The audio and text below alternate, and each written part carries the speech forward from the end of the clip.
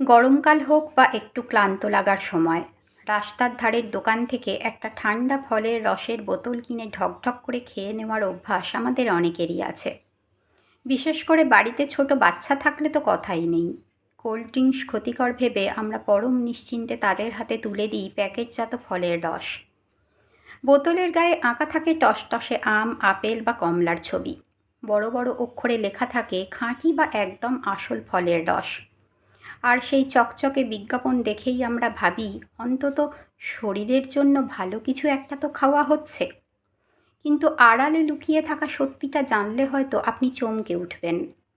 আমরা যেগুলোকে ফলের রস ভেবে দিনের পর দিন কিনে খাচ্ছি তার বেশিরভাগই আসলে ফলের রসের নামে স্রেফ চিনি মেশানো ফ্লেভার দেওয়া রঙিন জল। সম্প্রতি রাজনৈতিক ব্যক্তিত্ব রাঘব চাড্ডা ঠিক এই বিষয়টা নিয়েই সরব হয়েছেন। তিনি চোখে আঙুল দিয়ে দেখিয়ে দিয়েছেন কিভাবে সাধারণ মানুষকে বোকা বানানো হচ্ছে। বোতলের গায়ে ফলের বড় বড় ছবি আর স্বাস্থ্যগুণের লম্বা চওড়া দাবি থাকলেও ভেতরে আসল ফলের অংশ থাকে নামমাত্র। একটু খেয়াল করলেই দেখবেন এই পানীয়গুলোর মূল উপাদান হলো জল, অতিরিক্ত মাত্রায় চিনি আর কৃত্রিম স্বাদ ও গন্ধ।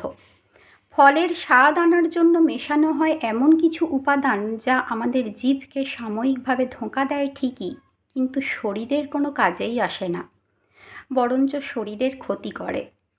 আমরা অনেকেই হয়তো ভাবি মাঝে মধ্যে একটু খেলে কি আর এমন ক্ষতি হবে, কিন্তু একটু ভেবে দেখুন স্বাস্থ্যকর পানীয়ের নামে অজান্তেই কত বিপুল পরিমাণ চিনি আমাদের শরীরে প্রবেশ করছে। এই অতিরিক্ত চিনি মেশানো জল দিনের পর দিন খাওয়ার ফলে শরীরে জমছে মেদ। এর হাত ধরে খুব অল্প বয়সী ঘাড়ের কাছে নিঃশ্বাস ফেলছে ডায়াবেটিসের মতো নীরব ঘাতক। শুধু ডায়াবেটিস নয়, অতিরিক্ত ওজনের সমস্যা আজকাল ঘরে ঘরে। বাড়ির ছোটরাও এর থেকে রেহাই পাচ্ছে না। মেদ বাড়ার পিছনে এই ধরনের মিষ্টি পানীয়ের একটা বড় ভূমিকা থেকে যাচ্ছে, যা আমরা অনেক সময় টেরই পাই না।